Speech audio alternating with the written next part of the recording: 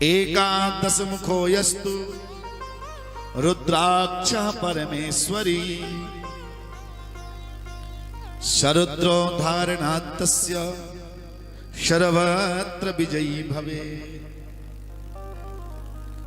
जो 10 मुखी रुद्राक्ष यदि किसी को मिले, एकादश मुख, तो 11वां मुखी रुद्राक्ष एकादश रुद्र कहलाता है। 11 रुद्र होते हैं ना, 11वें रुद्र हमारे हनुमान जी महाराज हुए हैं। शिव कहें या हनुमान कहें, 11 मुखी रुद्र रुखी रुद्राक्ष भगवती में शिव या हनुमान का रूप माना जाता है। और जो 11 मुखी रुद्राक्ष धारण करता है सर्वत्र विजयी भवेत।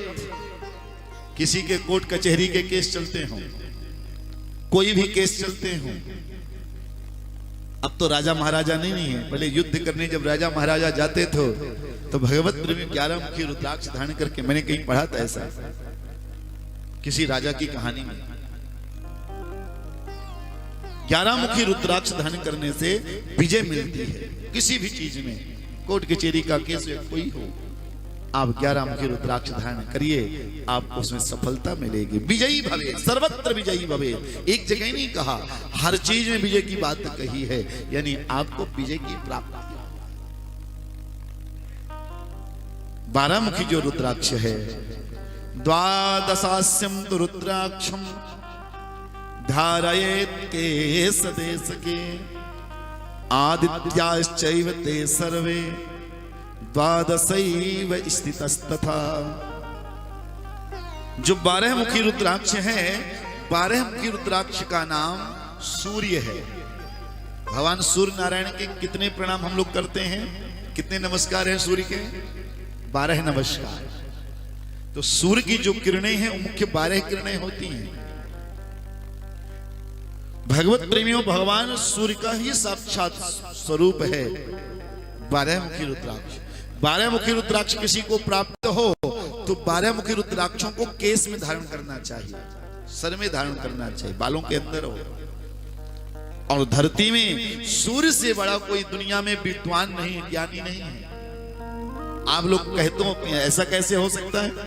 हनुमान जी के लिए लिखा है।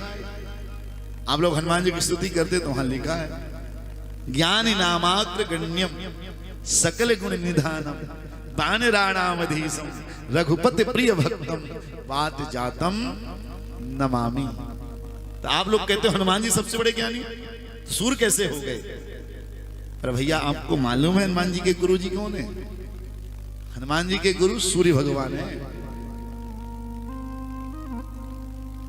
जब हनुमान जी पढ़ने के लिए गए सूर्य लोक, तो भगवान सूर्य देव देख करके भाग दिए।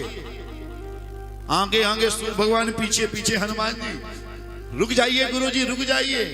सूर्य भगवान ने कहा, ना बाबा ना, एक बार रुका था, तूने भोग लगा लिया था, तब तो छोटा था, जैसे तैसे मैं बाहर आ गया। यदि अब भोग लगाया तो बाहर आने वाला भी मैं नहीं हूं। हनुमान जी छोटे में सूर्य भगवान को निगल लिए थे ना, आप लोग पढ़ा करते हो, बाल समय रवि भक्ष लियो तब तीनों लोग भयो अंधियारो। बाल समय रवि भक्ष, भगवान ने भक्षण किया था हनुमान जी ने कहा, प्रभु अब निकलने नहीं आया, अब तो मैं आपसे ज्ञान लेने आया हूं। सूर्य भगवान ने कहा, देख भैया, ज्ञान तो तब लिया जाता है जब बैठकर कोई पढ़ाए, तब तो ज्ञान होगा। और मेरी अब व्याहत गति है, मैं रुक नहीं सकता, और रुकूंगा नहीं तो तुम्हें पढ़ाऊंगा कैसे? बोले महाराज मैं आपके साथ चलता जाऊंगा। बोले चलते तो जाओगे, लेकिन ज्ञान की एक परंपरा और है, ज्ञान हमेशा सामने से लेना चाहिए, पीठ पीछे से ज्ञान नहीं लेना चाहिए। ये तुम आगे रहोगे तो तुम्हारा पीठ गुरु की तरफ होगा तो दोष है, तुम मेरे पीछे रहोगे तो पीछे से ज्ञान नहीं लेना चाहिए, यह भी दोष है। हनुमान जी ने कहा, प्रभु तो एक उपाय है। क्या?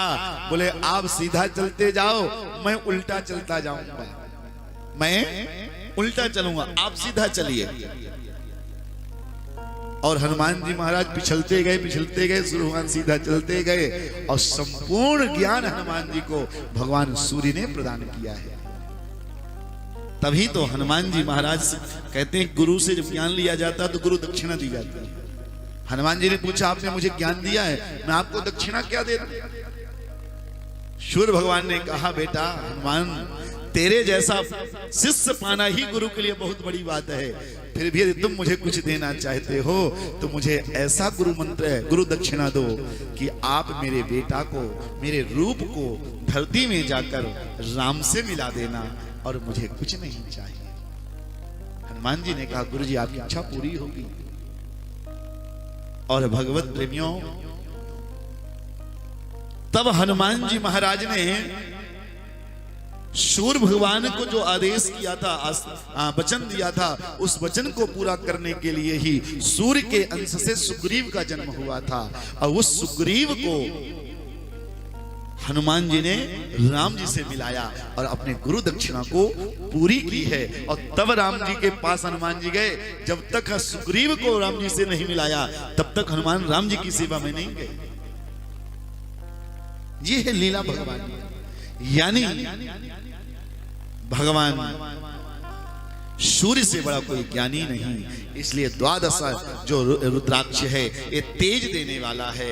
और भगवत प्रेमियों, सर्वगुण और त्रैलोक में ज्ञानी बनाता है। जो त्रयोदश है, त्रयोदश रुद्राक्ष मिले तो जीवन में कुछ करने के लिए सोचना चाहिए। त्रयोदश मुखो विश्व देवस्तुधारणा नरः सर्वान् कामान् वाप्नोति सौभाग्यं मंगलम लभे।